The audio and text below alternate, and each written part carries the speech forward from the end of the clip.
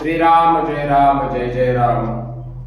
सर्व भाविकांना आनंदाची गोष्ट आहे. आपल्या श्री क्षेत्र संभाजीनगर जिल्हा आणि या संभाजीनगर जिल्ह्यातील पावन पवित्र भूमी असलेली बोर नदीच्या तीरावर, आपण ज्याला तळी म्हणतो, या बोर नदीच्या तीरावरती सुंदर असं या ठिकाणी रामाचा खडक म्हणून परिचित असलेलं स्थान, जिथे प्रभू रामचंद्र, माता सीता माता आणि रामचंद्रांचे बंधू म्हणजेच लक्ष्मण भैया असं या ठिकाणी या देवतांची इथं सहवास लाभलेला आहे. ही भूमी आहे आणि म्हणूनच या भूमीला प्रभू रामचंद्रांचे पाय लागले, म्हणून याला रामाचा खडक असं म्हटलं जातं.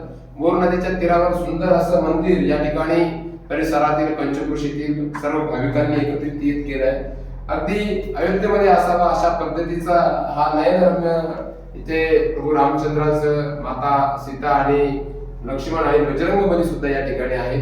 खूप सुंदर असं आहे, कारण इथं रामाचा खडक यासाठी म्हटलं जातं की प्रभू रामचंद्रांनी ज्या खडकाला त्यांचे पाय लागले म्हणून तो खडक रामाच्या नावाने ओळखला जातो.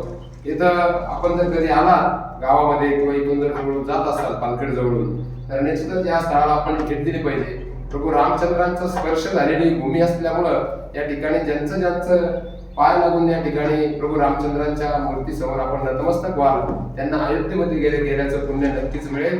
श्रीराम जय राम.